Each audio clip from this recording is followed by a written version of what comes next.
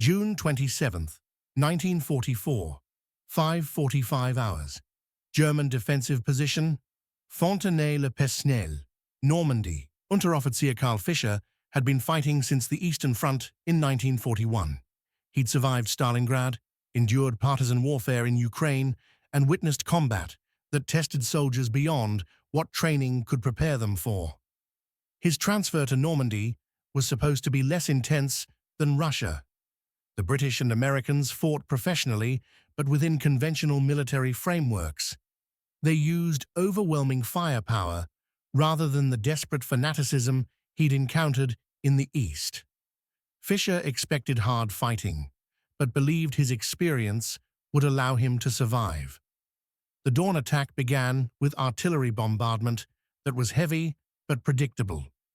Fischer's company occupied prepared defensive positions with clear fields of fire across open ground that any attacker would have to cross. Standard defensive doctrine said the attackers would probe for weaknesses, employ smoke for concealment, and advance in rushes covered by suppressive fire. Fischer's machine gun position was sighted to interlock with adjacent positions, creating crossfire that should stop any conventional infantry assault. Then he heard a sound that had no place on a modern battlefield. Through the dissipating artillery smoke, a bagpipe began playing. Not recorded music broadcast from speakers, but actual pipes played by someone advancing with the assault. Fischer initially thought this was psychological warfare recording, but the sound grew closer and more distinct. It was definitely live music, which meant someone was playing pipes while walking into machine gun fire. The 1st Infantry emerged from the smoke, moving at pace that seemed reckless. They wore kilts, actual skirts exposing their legs, and advanced in formations that maintained cohesion. Despite the machine gun fire, Fischer's unit was pouring into the approach. The attacking soldiers didn't seek cover or crawl forward using terrain defilade. They advanced upright at nearly a run, firing as they moved, maintaining formation discipline that should have been impossible under the defensive fire they were receiving. Fischer's section leader shouted identification. Highlanders, Black Watch. The tone carried information beyond mere unit designation. It was warning that carried implications Fischer didn't immediately understand. The machine gunner beside him was firing controlled bursts, hitting attacking soldiers, but the formation didn't break or hesitate. They simply closed the distance, stepping over casualties, maintaining their advance momentum. At approximately 70 meters distance, the Highlanders increased their pace to a full charge. Fischer could see their faces now, not the expressions of men about to die, but of men who'd already decided the outcome. They reached the German position before defensive fires could stop them. What followed was close-quarters fighting of intensity Fischer hadn't experienced since Stalingrad. The Highlanders used bayonets with skill that suggested extensive training in blade combat. They cleared the position in minutes, moving with coordination that maintained tactical effectiveness even in the chaos of hand-to-hand fighting. Fischer survived by feigning death among actual casualties. When British forces moved past his position to continue their advance, he remained motionless until the fighting moved on. His subsequent report to his company commander included assessment that would be repeated across multiple German units. The Highlanders fight differently than other British forces. They advance under fire without apparent concern for casualties. They close to hand-to-hand range deliberately. Their formations don't break under defensive fire that stops other units. Recommend treating Highlander attacks as immediate crisis requiring maximum defensive response. That recommendation reflected reality German forces across Normandy were learning. The Black Watch and other Highland regiments represented threat qualitatively different from conventional Allied infantry, not because they had superior weapons or numbers, but because they fought with aggression and determination that German defensive doctrine hadn't adequately planned for. The regiment that carried centuries of tradition. The Black Watch, officially the Royal Highland Regiment, 3rd Battalion, the Royal Regiment of Scotland, traced lineage to Highland independent companies formed in the 1720s. By World War II, the regiment carried 3 centuries of military tradition that shaped everything from tactical doctrine to psychological approach to combat. This wasn't merely historical decoration. The tradition influenced how Black Watch soldiers understood their role and how they approached battlefield challenges. The Highland military culture emphasized personal courage, unit loyalty, and aggressive offensive action as fundamental values. These weren't abstract concepts, but practical beliefs that affected behavior under fire. Black Watch soldiers were trained that retreat was acceptable only when ordered, that casualties were inevitable costs of achieving objectives, and that closing with the enemy was preferable to prolonged firepower exchanges. This tactical philosophy produced infantry that operated differently than forces trained in more conservative doctrines. The distinctive Highland dress, including kilts, sporrans, and Glengarry bonnets, was retained as service dress rather than relegated to ceremonial use. This created immediate visual distinction that affected both friendly and enemy forces' perceptions.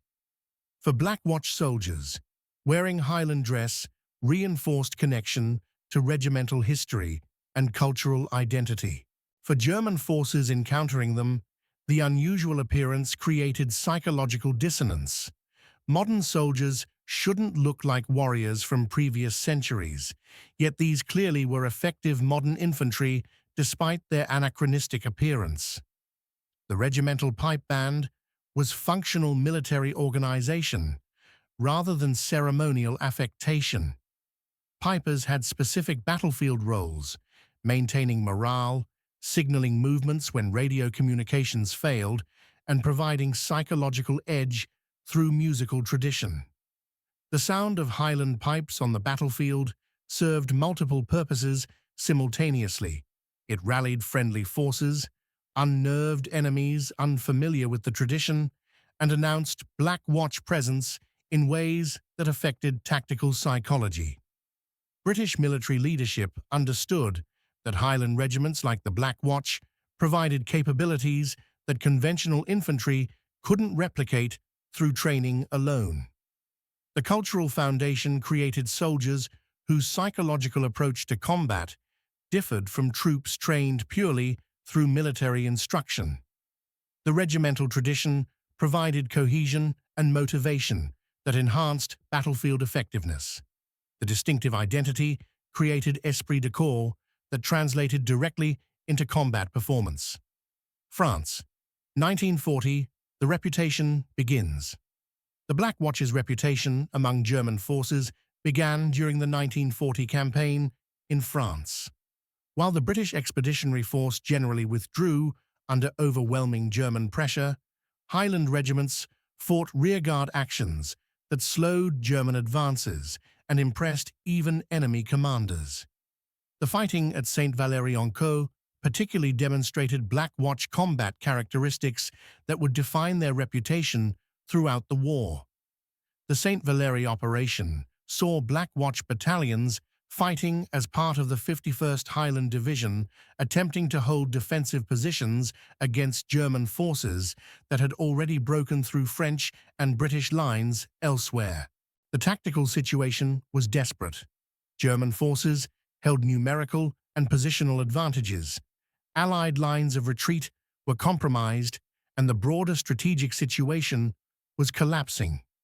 Standard military doctrine suggested organized withdrawal to avoid encirclement. The Highlanders fought where ordered to fight, maintaining positions until specifically directed to withdraw.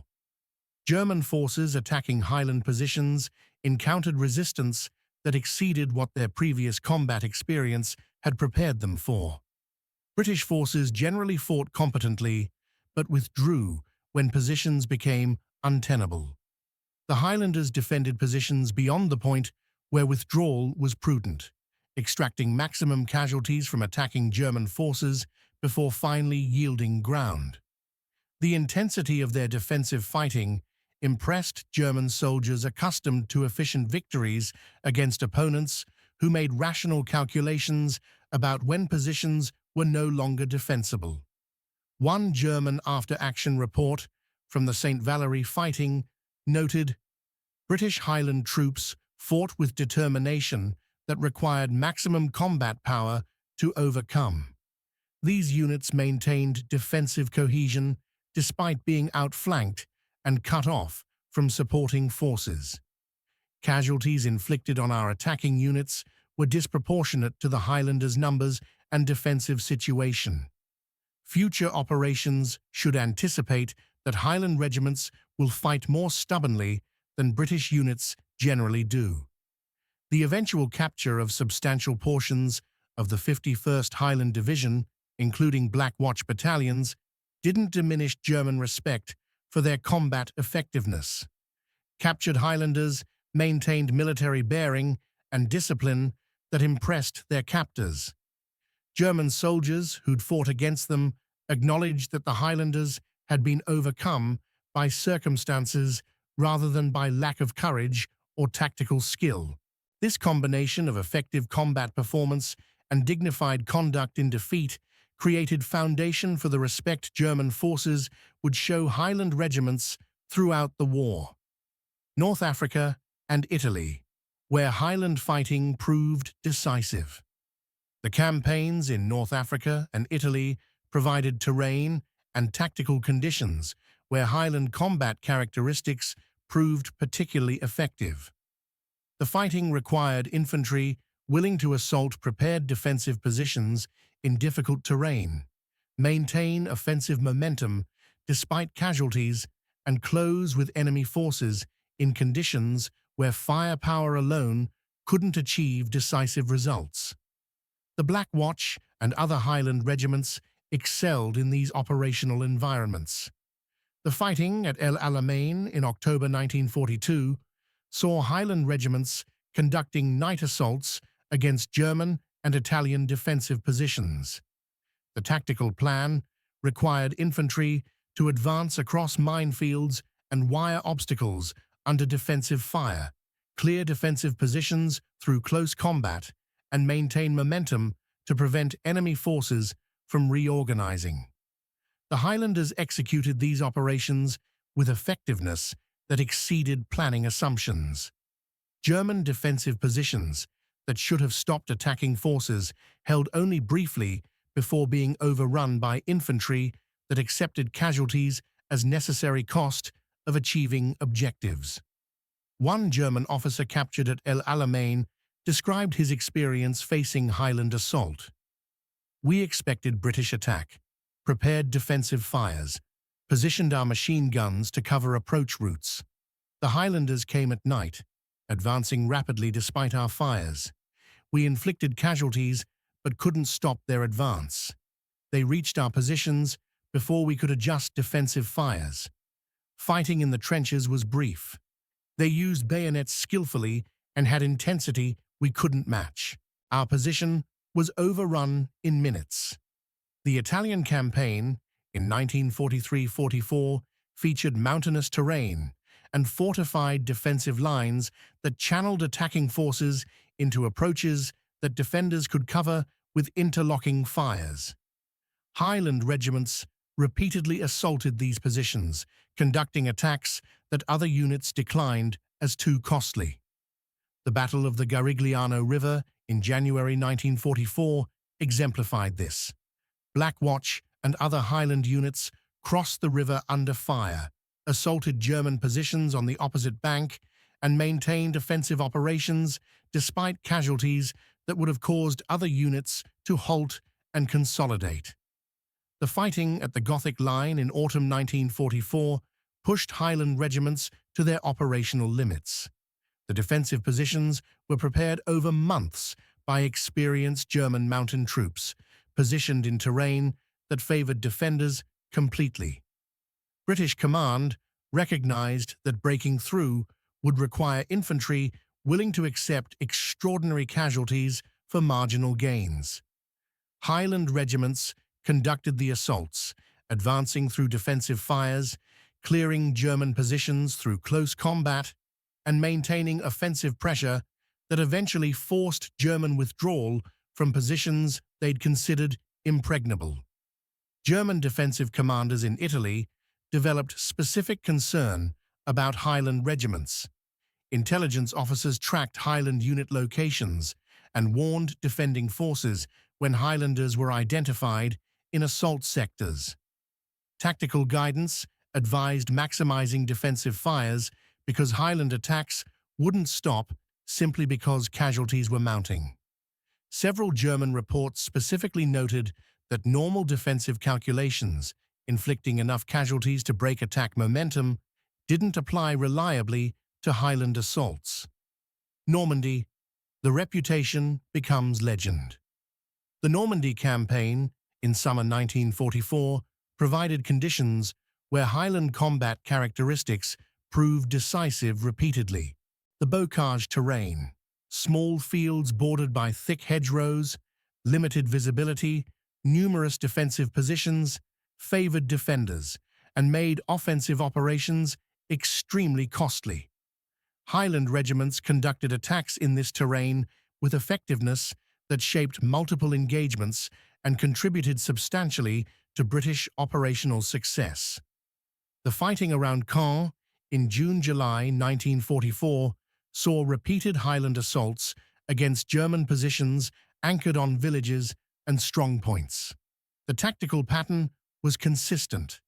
Highland units would assault positions that artillery preparation had failed to reduce, close with German defenders through close-quarters fighting, and clear positions that had stopped other British units.